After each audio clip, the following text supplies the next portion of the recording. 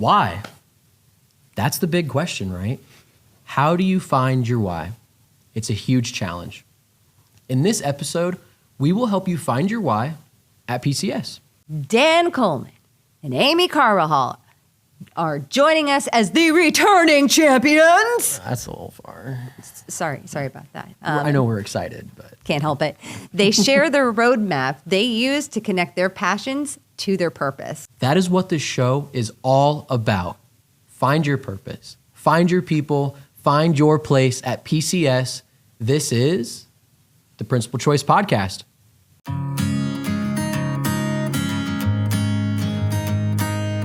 So when I was starting to become a manager in those first few months, I had a few associates that didn't really know where they wanted to go, what they wanted to do, but I was able to recognize that spark in them, help them get to where they want to go, give them some of those tools to accomplish the things they want to accomplish.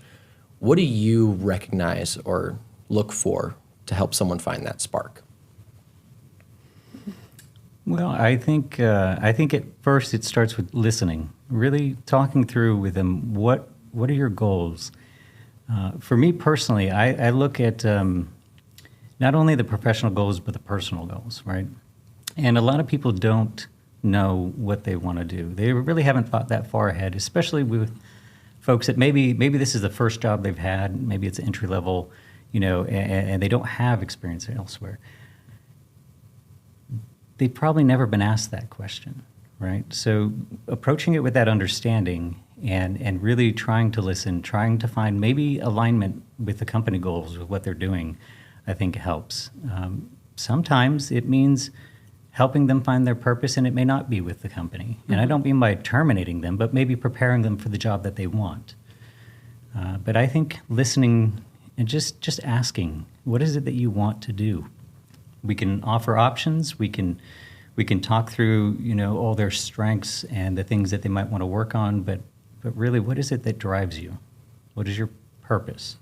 And I don't think many people know what their true purpose is. 100%.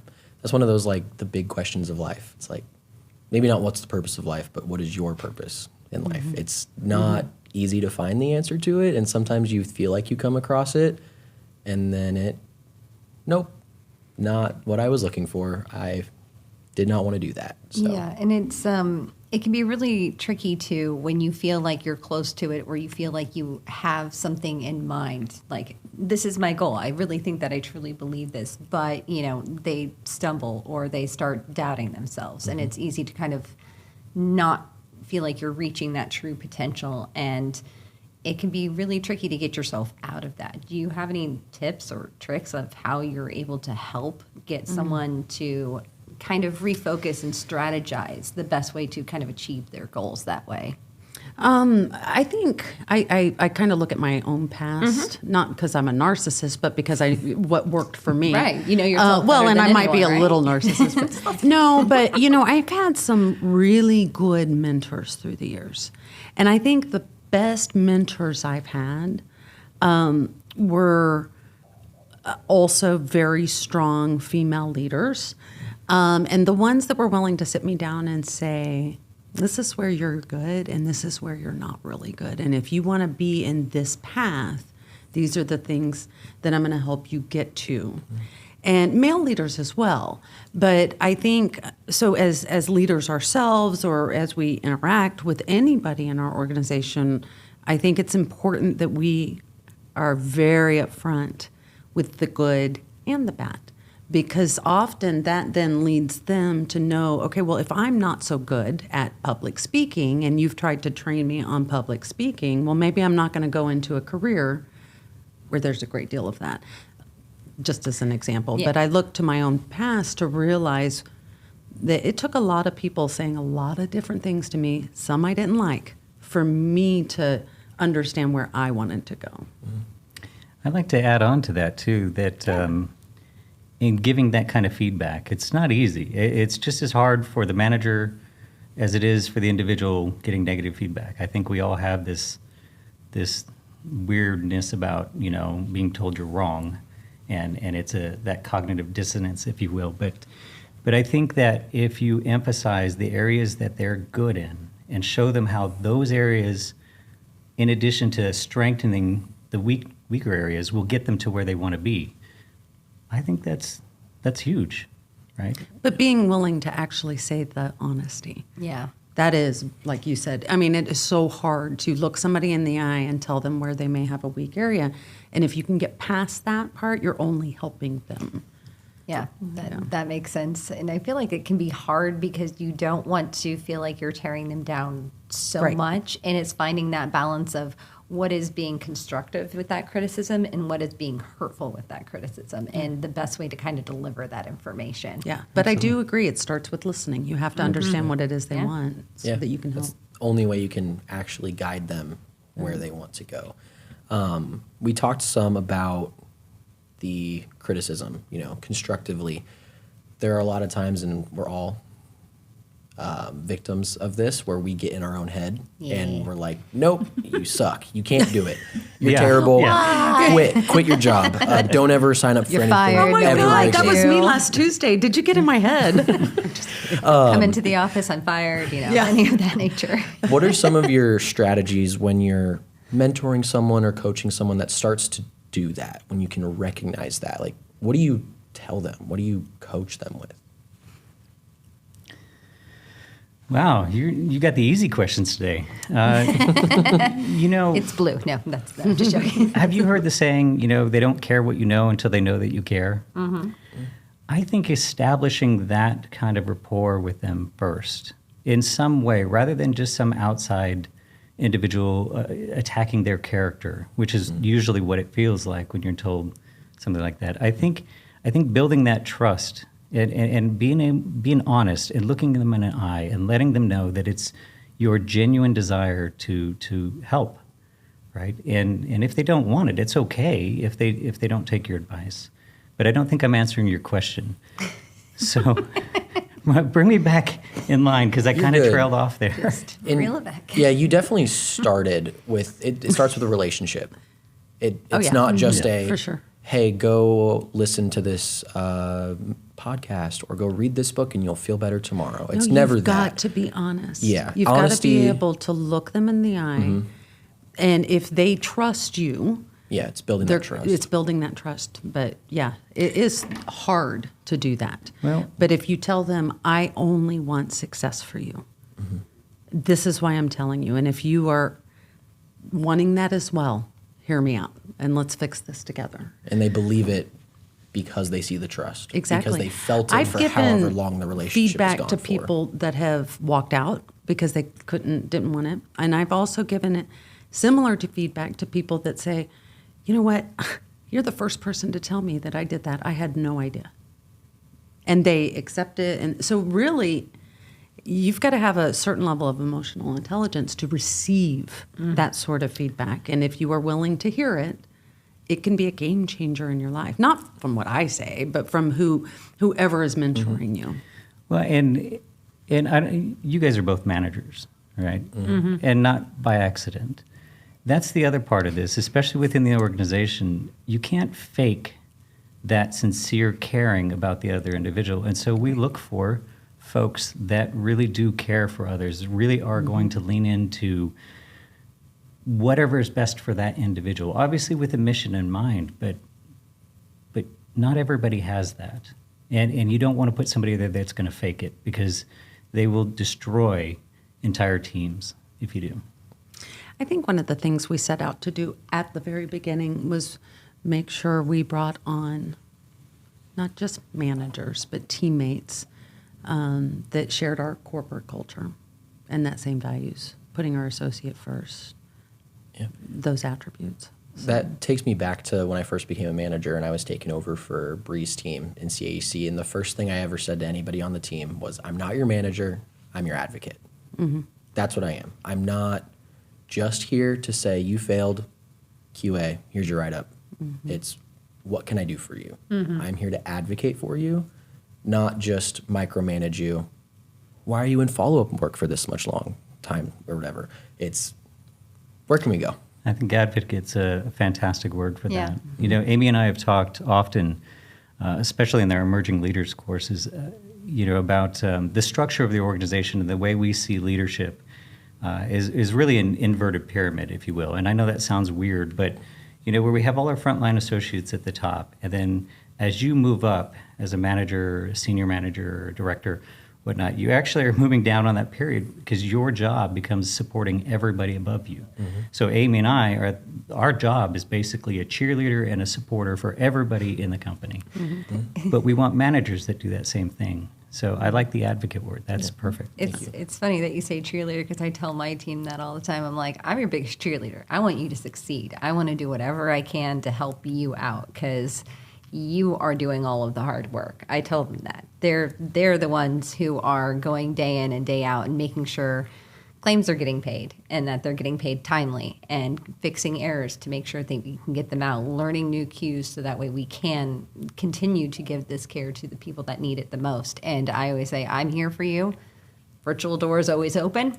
Anything that I can do, I want to be your cheerleader. I want to help support and uplift you any way I can. Well, and for the record, you are saying that to your associates, and we are thinking that about the managers as well, because we know the blood, the sweat, and the tears that you are putting in to prop up 30-plus employees, associates, and we know this is not easy. Yeah. We know it's not easy. So, and I think actually knowing that you have people in your corner or who have your back and you know that, hey, I do have someone who's trying to uplift me and that they are my biggest fan and cheerleader and everything like that, it gives you that boost and that confidence that really helps you try and navigate where that spark is and what you want to do because you start seeing the possibilities and you start seeing more opportunities to grow and to kind of find and cultivate it and asking those questions, going, hey, I noticed I really like this. I'm interested in IT. Is there, what are some steps that I need to go to that department? Or, hey, I noticed that this seems like a missing piece. Is there something that I could do about that? Who can I contact? And that's really what, I mean, that's really what thrills me as a manager. It's being able to hear those stories and go, yeah, this is wonderful ideas. Like ideas don't just have to come from my level. You guys have ideas as well. You all have brilliant minds. That's why you're here. Tell me about it. I want to help uplift it. Yeah. Some where the best ideas come from sometimes. I've noticed. Absolutely. I don't know how someone hasn't thought of that one before, but applause to you. So just smack you in the face. It's like, oh, well, it was right there. God. Well, we get caught up in we've always done it this way, and you kind of forget that, this is the fresh policy. minds. This is the way we go. Yeah. 100%. Yeah. With asking questions too, I know there's times where there's been associates on my team where they're dead set on, I want to do this. But we know with growth, it's not an easy process. It's not clear of roadblocks. There's always going to be challenges there. Some of them healthy, some of them more challenging than others and are a little bit harder. In what ways have you challenged those that you've worked with in the past to keep pushing with their why, or even playing devil's advocate? That's a hard question. I mean, I can try to reformat it. yeah, reformat for me, unless you caught it. Rewind. Try that again. So when someone has a direction they want to go, Right. they want to start a business, they want to start a new process, procedure, what are some of the strategies and steps that you take to challenge their why, not to tear them down at all, but to help them have a stronger base to understand this is my why, this is why I'm doing it, and to continue it until it turns into the what, the how, the when? I would say a very open brainstorming session. And this sounds like back to basics, but sometimes it boils down to pros and cons lists, or doing a SWOT, or, there have been business decisions we've made where we've sat there and listed out a pros and cons list. And so it's really getting them to think bigger and broader, and there is nobody better than this guy. So I'm going to pass it over to him to... Well, maybe I can give an example. And this is going to sound kind of odd, but we have, to an extent, an eat what you kill mentality, meaning that if you have an idea We want to help foster that. We want to create the environment that you can go after that if it makes sense for the business and where we're going. But we want the eat what you kill means you're going to benefit from that. It's not Amy and I that are benefiting from everything. And that's really our goal, is to create that opportunity. And a good example would be one of our managers, Laura Kramer. Right? She came to us about 2 years ago now, almost, and had an idea. And it was around Medicare and education for seniors on the different kind of insurances that they could get and whatnot. And it came from a place of a personal passion, because there were things that happened to her life that she wanted to do something about. And so she came with the idea. We thought it worked. It looked great. And so we gave her all the tools. We sent her, paid for her to get her license. She went and researched it for a year, and now she just started that. About October 15th was the kickoff of the Blue Compass Insurance, and that's all her. And as we grow that division, she's going to continue to grow with it. I know we have another example with home health. You want to talk about that? Yeah. So, home health was born out of a real need in Oklahoma that we found in my family. He was experiencing something in Virginia in his family. And, and a lot of folks know the story. I won't go into the details, but I found home health in Oklahoma was not the way that it should be, meaning not supportive of the family and helping when you are caretaking, which can be very cumbersome and very difficult. And so Dan and I talked and decided, let's do it. We had some experienced people on our team, and we did that. And I think right now we're at 15 patients, and we pick up referrals every day, and we got our license, and it's, but So amazing. here's the way to do it, though. You have to be open, right? When Laura brought Dan her ideas, he spent many a session with her talking through, she'd bring an idea, he would help her frame it, engage it. It's giving the floor to the people that are doing it, and then helping guide them. Oh, heck, they're guiding us too. Yeah. And working together to try to think about every possible outcome. So, I think home health is a good example of that. Blue Compass is the most recent, and it's so exciting, for sure. It is. It really is. It's amazing that, Laura came up with this amazing idea to really help a significant amount of people. And it's very inspiring, the fact that it was drawn from something personal that she went through. And I think that it's very eye-opening the way that you were able to help support her that way and kind of see the direction that she was wanting to go, and then being able to kind of pinpoint it and give it to a little bit more of like a laser focus. Like, I know exactly where we need to go from here, since we were able to kind of go from this giant tunnel down into this kind of pinpoint. And I think that's just really interesting. And the way that kind of happens is such, I don't even know what to say. It's a cool mesmerizing. It's a cool process. It just being able to be that collaborative and uplifting, and just kind of listening, and then just giving the tools that are needed, and knowing what tools to give as well. Or not knowing and doing a ton of research. Yeah. That's it. I think, I think that's a big role on our part. We've kind of gotten to the point where we're comfortable with the 87% solution. If we have most of the information, maybe not 100%, I think we're comfortable with moving out, taking a little risk. For some folks, they want to know exactly where everything is going to go and what every day is going to have. And so maybe what we can do is help them embrace the chaos, embrace the unknown. Take away some of the fear from it. That's probably Absolutely. a big piece too. That keeps a lot of people back, right? That holds a lot of folks back, is the fear. Well, and I'm much more risk adverse than Dan is. But so I've learned a lot the last couple of years that sometimes you have to embrace the chaos. Somebody said that earlier. I totally agree with that. I'm risk adverse. He's a little more, on the edge on that. And I think that's a nice balance too. Although I will say when we brought up home health, he jumped. He jumped at the chance, because simultaneous to my family issue needing good, strong home health, he was having a family issue. But going out on a limb and saying, all right, we've got some resources. Let's put it towards this. Take a little risk and see what happens. Has proven successful time Absolutely. and again. Yeah. Yeah. Yeah. So I don't know if you're looking at us saying, did they actually answer the question? There's a lot there. It's a lot to kind of filter through in a really great way, because I think you saying embrace the chaos, which is apparently is just going to be the key phrase of this episode because I'm obsessed with it now, is I think you said it to start with, didn't you? Or was it Eric? I don't know One if of it you was two. me. I remember Dan saying I was it. like, I don't know if it was me. I'm not taking credit unless I listen to this and realize it.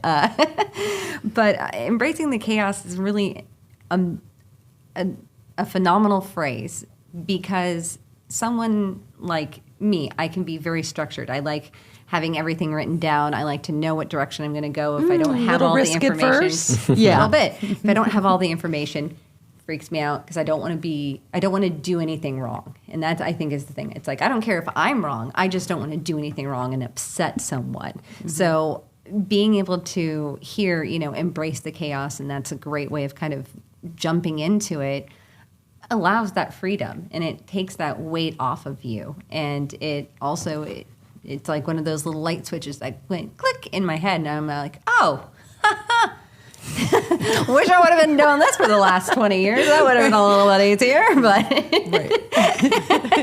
but it's a great, wonderful way of kind of saying, hey, this is not always going to be perfectly pristine. Embrace that chaos a little bit. Well, and it gives then permission, right? Yeah. Not that they need it, but for people to say, hey, I've got an idea. Yeah. It's not going to get shot down. It's going to get looked at, examined, questioned. We're going to ask good questions about it, brainstorm it. Yeah. But I'm very structured Yeah. as well. Yeah. And so to me, this is as important, having a part of our organization where we can step out of bounds occasionally and take a peek at what's behind that curtain and see what we could do. Yeah. And with you saying, 85 to, 86% kind of figured out and then kind of going from there, that also helps, because that tells me I don't have to have all the answers before coming in with an idea. I can have the basic premise and have a good outline of what I'm expecting it to be like, but I don't have to have it like a fully formed plan for you going, all right, here is the next 3 years in this project and here's the next 10. So I think that's a great way of also remembering that you don't have to have all the answers right up front, and you can kind of work together to kind of find that direction for sure. I think the other thing that we've tried to create, the environment that we've tried to create, is one where failure is not a career ender, right? It's okay to fail. It's okay You to guys mess thought up. he was going to say option, right? It's not an option. No, Perfect or failure. nothing. And I have actually said this recently, failure is an option. It absolutely is. Yeah. Because So how do learn you the most from improve? it. Like, you learn the most from it. This takes me back a little bit. It was a couple weeks ago. Matt Thompson, he's jumping over from being the Champ VA lead manager, and he's coming over to CAEC. And he was talking to us about how he kind of operates as a manager with leads, because leads are right there before manager. If they choose to take that path, they have a lot more autonomy, a lot more decision making on the fly. And one thing that he said that stuck with me was, I want you to feel confident in the decisions you're making. If it's not readily available to you, even if it's wrong, just give me a why. Because at least then we can learn from it and we know why you did it. If you had a good reason for it and it was wrong, hey, that's fine. Teachable moment. Boom, here we go. Instead of it has to fit in this box. That's kind of where we're pulling back to with that 86% being there, but the rest of it being, it can't all be black and white. There's going to be gray areas, and you have to embrace it. Yeah. I think often a lot of people really just want to do the right thing. I think in this organization, we know that. And people make mistakes, and people forget portions of what they're supposed to be doing, or maybe they have ideas and they need to be pushed a little bit more in that. I think it's our job to prop that up. Yeah.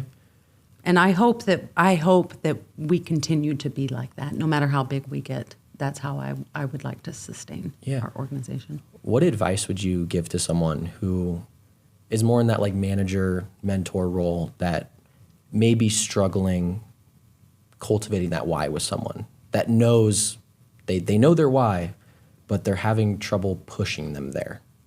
I know you've asked like, okay, we asked the why. What do you want to do? How do you want to do it? But I think being open to a wide range of responses. Mm-hmm. I think if you're talking with somebody, especially with an associate or somebody that maybe hasn't been with the company as long, and their why may be simply, we just need to put food on the table. That's why I do what I do. And that's an okay response, right? And then it's kind of working with them, again, letting them know you care and really coming back. And it may be that's the why for now, and that's okay. But let's start talking about what the why could be for tomorrow. Where do you want to be? Like, if you envision what your ideal scenario is, where you want to be in 10 years, a lot of people don't take the time to really think about that. We're just living in the moment and going, and most of us are just trying not to drown with all the overload of information. But it's okay to not know it first. Mm-hmm. But be open and try to work with them to say, okay, well, here's some other opportunities, or here's some things, or just getting a good quality score. This is why this means something. Because, you know, if your quality or if your attendance and all those things are really poor, you may have the best idea in the world, but it could be clouded by that. So maybe the why is just doing the best that you can right now and trying to open as many doors as you can. As the mentor, then it's about helping them to see the different doors that are open or the other opportunities and doing anything you can to help guide them to it. Not everybody is going to be a manager, and not everybody wants to be. We've taken the approach within the company that we know not everybody's going to stay with PCS their entire career. And that's okay. But if we can figure out what it is they want to do, whether maybe it's to be a manager at something else, if we can give them the tools and the training and the experience to get there so that when that job opening comes up, that they're ready for it, whether it's with PCS or not, I see that as a success. But we do ask that you continue to do your best while you're working towards that. I totally agree. Yeah. I mean, 110%. Just ditto, right?